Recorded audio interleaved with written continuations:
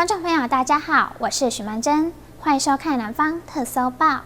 白虾业者黄国勋投入渔电共生养殖场后，白虾育成率从最多2成增加至8成。现在更进一步与能源业者合作，在南区开设第3厂，同时结合太阳能系统及台电网路，宣布养殖及绿能发展迈向双赢。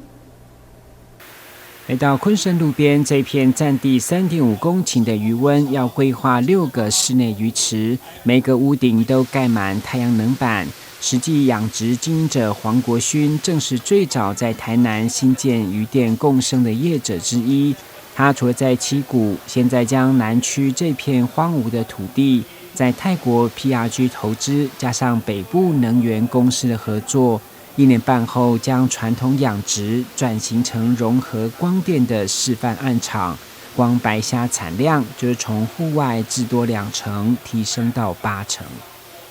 我们的做法是结合太阳能之方，下去做这个室内养殖，它回馈给我们免费提供给我们这个很好的场域，让我们养殖，所以它是没有再算租金的，养殖收益都是回归给我们渔民。我们目前收成都大概在8成左右。业者刚放虾苗2周，3、4个月后18尾就1台斤的成绩，1年渴望有将近8万尾的产量。当然以渔业为主，光电加值以后，1年可以有520万度电，平均是当地1500户家庭1年的用电量，节能减碳的效益相当可观。金华能源还是会依照这样的国家政策，以渔为主、光电加值的这个指导方针，在我的左手边将还有4公顷，我的右手边还有6公顷，我的对面还有大概4公顷左右的这个示范案场，我们会继续的为渔电共生国家政策做出绵薄的贡献。2、3年前，养殖户听到渔电共生并无法接受，不过推动能源转型的多元利用，将土地活化，兼顾产业的发展，包括政府和学术界都强调，已经是永续行动的重要方向。土地，尤其农地农用的原则之下，如何兼顾到土地的多元利用，同时兼顾到养殖、生态跟绿能的发展，这是很重要的目标。所以，我们台南市在推动绿能的政策上呢是多元的。那对生态永续这一块，净零碳排这一块也非常的琢磨很深。尤其黄伟哲市长就任以来，这个方面的绩效都非常的卓著。就这样子的一个复合性的方式，未来我们还会再积极推动相关的研发 RMPA 多层次的养殖方式，来协助养殖业者提高单位面积的产值还有产量。通过这样子的方式，我们希望能带入更多的年轻学子，可以投入现场水产养殖的产业。如何创造国家、企业和渔民3赢局面？台南市前议长郭信良也出席开幕典礼，会中相当感慨，呼吁政府一定要整合一套符合渔民需求的养殖场。第一，国家赢；第2，企业赢；第3，民间赢。但是到目前呢，只有在农地的时候，用农地的太阳能发电，因为较先刚、较先笨，所以往那边发展，没有真正的造成3赢。那未来我希望创造一个3赢示范场，真正让这个业主可以来做的。不你进所有这业者做的底下作乱的，没有一套真正的让这个业者可以放心的一个示范场。当各界到场恭喜渔电共生的室内养殖示范场开幕，同时将太阳能系统和台电的电力网络合并这一刻，也宣告养殖和绿能发展迈向双赢的里程碑。记者郭文吉、何乔邦台南报道。开学了，在兰屿有一间中学因为厨工短缺，教职员必须利用空档帮忙洗菜、切菜。高雄市区校园也有厨工流动率高的问题，教育局回应将调整基准费，让校园能够视情况支出。校园里的厨工们将学生的营养午餐桶搬上搬下，这份工作劳动量大，薪资却不高。随着学校开学，台东兰屿中学的厨工却还是找不到人，导致校长、老师得利用空档帮忙洗菜、切菜。我过去也曾经就是说以校长身份去协助厨房进行搬菜桶跟这个清洁的工作，那是在有可能是刚好有人离职等等，我们立即的去做一个支援这样子。除了外岛偏乡，高雄市区也有厨工缺工的情况。新上国小校长表示，过去厨工通常都是 PT， 也就是时薪制，薪资不高之外，只要学生一放寒暑假就没有收入。如果说是这个钟点制的话，他有可能还有其他的工作要做。另外的工作的复杂度，因为这个是比较属于就是立即性就要送达到班级所以它的这个及时性跟那个所谓的对于体力的要求的话是会有的。有一些厨工也会因为这样子，有可能有人力短缺的一些问题。担任厨工需要受训以及相关专业执照，再加上学校内的体制与民营的又不太相同，往往导致民众选择上的考量。学校的厨工他的工作是比较稳定，那工作的一个时间跟这个所谓的他的工作的这个范围是稳定。但是它的制度是比较没有那么的灵活。民办民营的业者常常可以有一些奖金的措施、竞赛那么还有像春节的红包甚至礼物尾牙、春酒等等这些是我所知道的，他们对于员工的鼓励措施。本市学校午餐收费基准调升2元，为了确保学校午餐品质并兼顾厂商合理的成本。本市以2年为1周期为原则检讨午餐的收费基准，同时视市场物价波动情形，将弹性的来召开相关的因应会议，适时调整学校午餐收费基准。高雄市教育局希望透过基准费调整，提高学校午餐经费，在厨工薪资和相关支出，学校也可以视情况给予厨工一些福利，以稳定人力，减少人员流动的情形。记者潘志光、张淑婷高雄采访报道。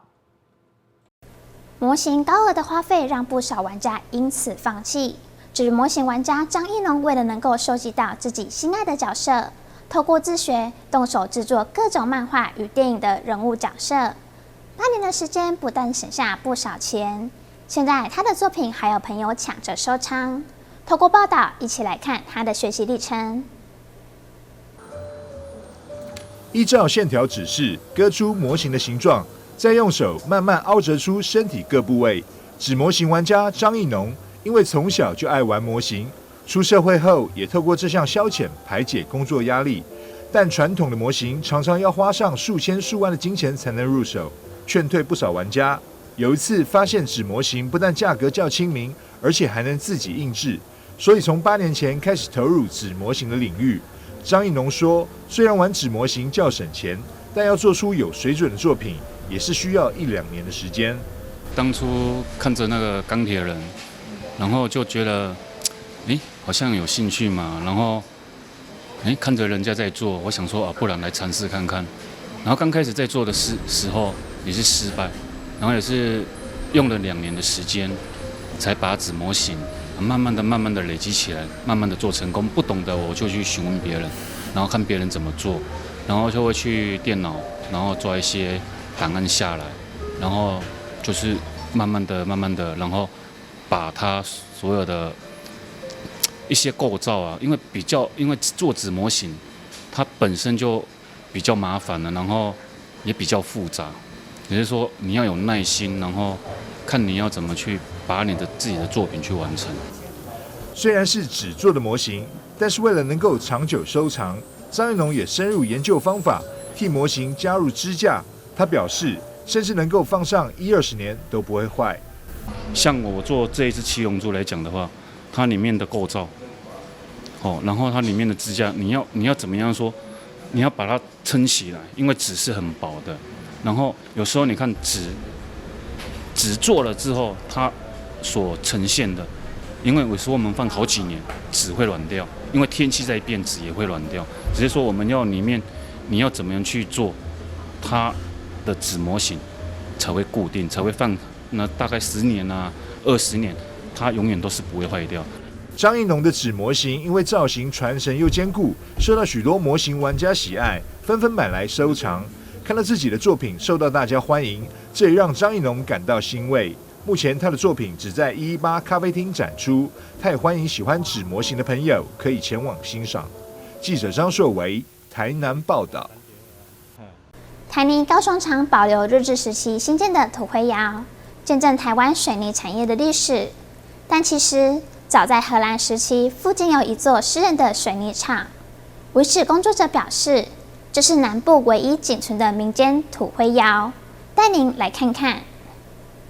走进寿山山脚下的这处山洞，往洞里面看，就可以看到这座土灰窑。杨吉寿老师表示，这座土灰窑的建造可以追溯到史前时代，到了荷兰人统治时期，才引进超高的窑烧技术，改良土灰窑，开始大量烧制红毛土，也就是现在说的水泥。荷兰时候我们都叫它阿门头，最早期的这红毛就是指荷兰人，他们把那个时候的一些最好的技术，就是阿门头的加工。交来给我们这边的一些原住民，他把早期原住民的低温，他把那个温度提高，炼成那个阿门头。而在这一座土灰窑旁边，还有一座古老石砌成的仓库。当时附近有3座土灰窑，生产出来的红毛土就堆放在这里。而古老石的墙面上已经砌上不同时期的水泥砖块等建材，显见当时水泥生产的盛况。仓库就是办公，还有一些加工的一些阿门头就放在那边。日本时代的那个地图里面有3个土灰窑，就是在现在的亚马靠，就是新隆路这边。后来就是剩下这一个土灰窑，目前仅存的。随着时间的推移，日本人开始在这里新建日式木造房舍和一处大型的铁工厂。鱼鳞板的外墙虽然破损，但铁质的梁柱依然让铁工厂伫立在高处。上面是日本时代的那个的建筑，就是看到这个小小的巷子就可以整个串联，从那个荷兰到日治时代到清朝到日治时代的一些建筑都可以看得到。杨老师表示，这一带会有水泥和制铁等产业，应该和旁边的这条兴隆溪有关。在制程中有方便的水源可以取用。溪上有一座路桥，桥柱上还留有前市长杨金虎的桥名落款，增加这个区域的历史感。这边还有保留了杨金虎市长的旧的那个桥在这边这边是兴隆溪。就是在莫兰蒂台风过后以后，这边有那个整个土石流奔下来，所以说又改建。从荷据时期的土灰窑到日治时期的铁工厂和民国时期的桥梁，寿山脚下这个小小的区域就堆叠不同时代的建筑遗迹，非常具有历史价值，期待善加保存。记者黄冠维、赖昌邦高雄报道。台南市东区复兴国小为推动交通安全，提供师生一个安全校园环境，特别在2栋建筑物之间进行彩绘，打造特色人行道，缤纷色彩吸引不少师生的目光。一般人对人行道的印象都是白色斑马纹的线条，不过东区复兴国小在推动交通安全的过程中，为了让孩童喜欢走人行道，特别将校内连接2栋大楼之间的人行道进行改造。一方面先请工程人员先画好人行道，随后邀请对地景彩绘有研究的老师指导学生共同彩绘。因为校内的这个老师的车子很多，那孩子在经过这2栋建筑物的时候呢，我们也觉得很危险。那也刚好我们教育局呢也非常支持学校，我们这次学校也因为交通安全有来参加我们的金安奖。那透过这样的一个补助呢，我们刚好可以来做这个人行道。那我们觉得就像国外我们在看到人行道有时候都很一般的样子，那最近有很多的3D 的一个彩绘，可是我想说在学校现场我们让孩子能够跟我们现场教育结合，所以我们跟老师跟孩子讨论之后呢，就讲说用艺术的方式来呈现，所以我们用琴键代表音乐。那另外一个是用毕卡索的一个色块的方式呢，来呈现我们的整个人行道，让这个学校呢比较多的颜色，让孩子看到就觉得很喜欢去走。所以我认为说，让孩子在情境中学会交通安全，也不知不觉就会习惯走人行道。在彩绘的过程，原先学生都很好奇，但完成以后都被缤纷色彩所吸引。一条是结合几何图形毕卡索人行道，另一条则是大型的琴键，吸引不少小朋友喜爱在琴键上走走跳跳。之后看到他们在涂鸦这个或者是设计这个时候，我觉得很新奇。我在旁边跟朋友一起看，那看了那时候想说，这到底是在做什么？可是做完的成果让我大吃一惊，没想到是这么的美丽，这么的奇特，没看过斑马线，我觉得很新奇，因为一般的斑马线会觉得只有黑白的，让你觉得很无聊。可是学校多了这个彩色斑马线之后，让我更愿意的走这个斑马线。那走斑马线可以保障我的安全，也可以保障来车安全，所以我觉得学校多了这个，不仅学校更缤纷，我觉得我们看了也很开心，蛮好玩的，因为我们可以去想象说，这个琴就是我们是小人，然后琴是大的，然后我们就去跳那个琴键，然后就假装那个会发出声音，然后我就会在那边跳跳跳。然后毕卡索的话，我会去想象中，我会变成那个正方形啊、三角形啊之类的，我就会去想象中我是那个，然后就会一直跳来跳去。学校将原本单调的人行道变成色彩缤纷、趣味的人行道，不但让交通安全的宣导变得趣味轻松，小朋友不仅喜爱，也养成过马路走人行道的习惯。如果不违反道路交通规则，学校的师生也希望能够将彩绘人行道推广到校外周边。记者林根台南报道。虽然高雄轻轨目前的运量较低，但对购物族来说还是相当有吸引力。根据最新统计，去年高雄轻轨全线交易量最多的站点，第一名便是位在美术馆的联合医院站，就连房价也受到交通利多影响，跟着攀升。根据房仲内部官网最新统计，去年高雄轻轨全线最多房屋交易的站点就是联合医院站，而实际上从轻轨延伸到该区域后，就带动周边房价上涨了1到2成。台铁就是铁路地下化增设了美术馆站，那又轻轨通车后，串联了美术馆跟农16这边的，就是交通，让这边的运输就是更为方便了，就算是很像拼图的概念把这个拼图拼上最后一块。虽然目前轻轨的日运量相较捷运低迷，但以同类型物件来看，即使区域相同，只要离轻轨近一点，房价还是会更高，价差有机会超过1成。如果是捷运附近，当然是会搭捷运嘛。那像这边美术馆这边要去做捷运的话，一定还是要做轻轨，所以我觉得它还是有它一定的那个价值所在。轻轨联合医院站建案人气夯，但如果仔细找中古屋，还是有机会以2字头入手。你说没有要建到20几接近3的话，肯定也是会有，那就是可能相对条件上屋龄、楼层之类的，可能会比较没有那么好的，会有一些机会。那如果以均价来看的话，还是会要建到3以上。受国际局势及打炒房等因素影响，今年房市预估还是会冷飕飕。业者也建议有购物需求的民众可锁定大众运输沿线入手，会更有保值性。针对自住客刚性需求的，还是会建议以附近有大众运输交通、重大建设这种地点好的地方为主，因为不管是之后要自己住，或者日后要转手的话，都会符合当下的需求。随着高雄轻轨建设不断推进，越来越多民众锁定轻轨沿线购物，也带动房价跟着攀升。记者潘志光、苏玉文高雄报道。台南市政府今年串联17间学校举办食农体验娱乐营，当中有一项食农游学展，充分展现各校特色。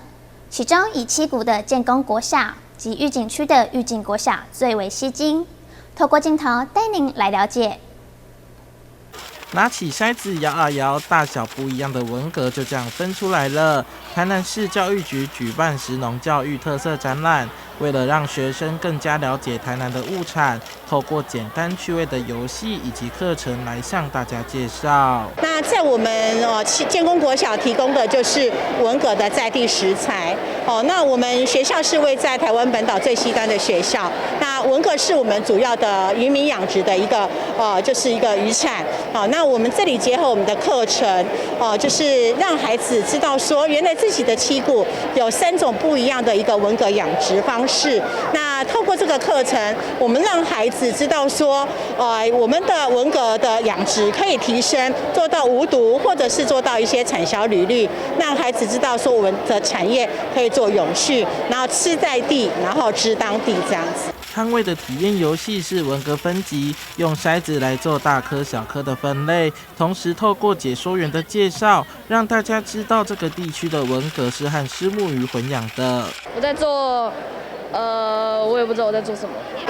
他在做的是我们玉井最有名的芒果干，把它加到吐司里面，把它排成自己喜欢的图案，可以加这里桌上各种有的没的东西。玉井最出名的就是芒果，玉井国小就向大家介绍芒果的品种，同时以芒果干制作成吐司，并让学生自己动手制作。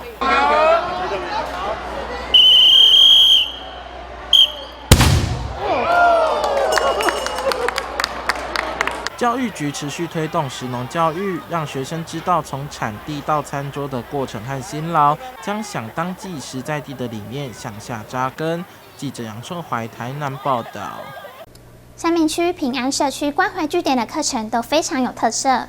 这次里长特别准备各种道具，要教长辈做旋转风车，另外也教长辈制作花园相框。创意作品让长辈都觉得好有成就感。用免洗筷和冰棒棍做成风车叶片，放在塑胶水管里，中间再绑上绳子，往下一拉，风车就会转动。再利用弹回来的力量一直拉，力量没有抓好，风车停下来了，就要用手动的才能让它重新转动。你若研究绑伊，家己一直转转利用这转的时间，它